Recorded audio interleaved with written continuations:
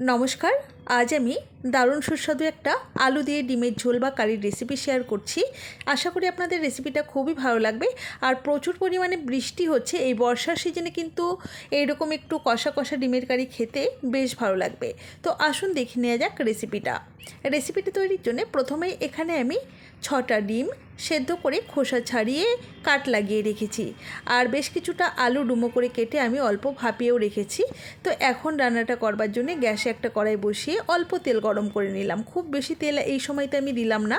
তো তেলটা গরম হয়ে গেলে আমি এই যে সেদ্ধ করে রাখা ডিমটা দিয়ে দিলাম। এখন ডিমের মধ্যে অল্প লবণ আর হলুদ গুঁড়ো দিয়ে নাড়াচাড়া করে ডিমগুলোকে ভেজে নিচ্ছি। আপনারা চাইলে আগে থেকেও কিন্তু ডিমের মধ্যে লবণ হলুদ মাখিয়েও ভাজতে পারেন, তবে এই সময় দিলে কোনো ঝামেলা হয় না আর কি। তো দেখুন ডিমগুলোকে এরকম হালকা লালচে করে ভেজে তেল ঝরিয়ে তুলে নিলাম। ওই তেলের মধ্যেই হাফ সেদ্ধ করে রাখা আলুগুলো দিয়ে দিলাম, সাথে অল্প লবণ আর হলুদ গুঁড়ো দিয়ে আলুটাকেও বেশ সুন্দর করে ভেজে নেব।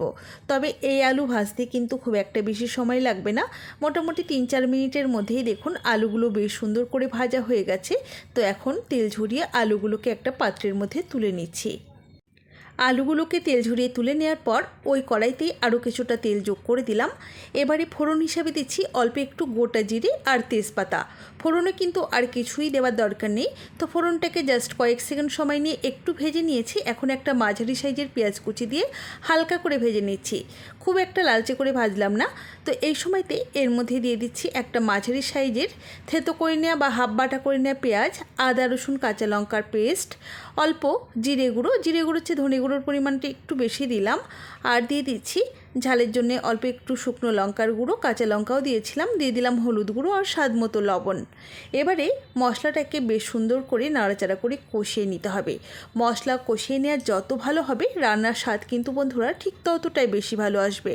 তো বেশ কিছুটা সময় নিয়ে কষিয়ে নেওয়ার পর ভেজে রাখা আলুর টুকরো দিয়ে দিলাম, সাথে পাত্রটা ধুয়ে অল্প একটু জল দিয়ে বেশ ভালোভাবে নাড়াচাড়া করে মিশিয়ে নিলাম। আর গ্যাসের ফ্লেমটা কমিয়ে রেখে ঢাকা দিয়ে মিনিট 5 কম আঁচে রান্না করে নিলাম, অর্থাৎ কষিয়ে নিলাম। দেখুন বেশ সুন্দর কষিয়ে নেওয়া হয়ে গেছে। এখন এর মধ্যে আগে থেকে ভেজে রাখা ডিমগুলো দিয়ে দিচ্ছি।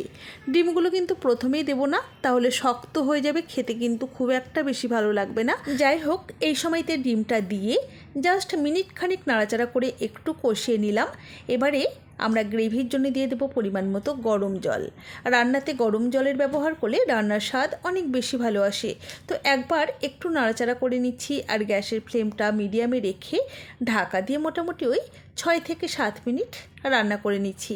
মোটামুটি ওই 7 থেকে 8 মিনিট হয়ে গেছে, ঢাকা ওপেন করে নিলাম। দেখুন ঝোলের পরিমাণটা অনেকটাই কমে গিয়েছে। আমাদের আলু কিন্তু পুরোপুরি সেদ্ধ হয়ে গিয়েছে আর দেখতেও কিন্তু ভারী সুন্দর হয়েছে। এই সময়তে একটু নাড়াচাড়া করে নিয়েই দিয়ে দিচ্ছি অল্প পরিমাণ একটু শাহি গরম মশলা গুঁড়ো। চাইলে কিন্তু যে কোনো গরম মশলাই আপনারা ব্যবহার করতেই পারেন। তো আরও একবার একটু নাড়াচাড়া করে নিচ্ছি, তারপর গ্যাসের ফ্লেমটা বন্ধ করে দিলাম। তৈরি হয়ে গেল আমাদের দারুণ সুস্বাদু আলু দিয়ে ডিমের ঝোল বা ডিমের কারি। এটা ঠান্ডা হওয়ার সাথে সাথে অনেকটা গ্রেভিটা কমে যাবে, একদমই মাখো মাখো হয়ে যাবে আর খেতে অসাধারণ হয়েছিল। একবার অবশ্যই এভাবে ডিমের কারি বানিয়ে খেয়ে দেখুন, খেতে সত্যি অসাধারণ হয়। তাহলে আজ এই পর্যন্তই। সকলে ভালো থাকবেন, সুস্থ থাকবেন। হাজির হয়ে যাব নতুন কোনো রেসিপি নিয়ে। ধন্যবাদ।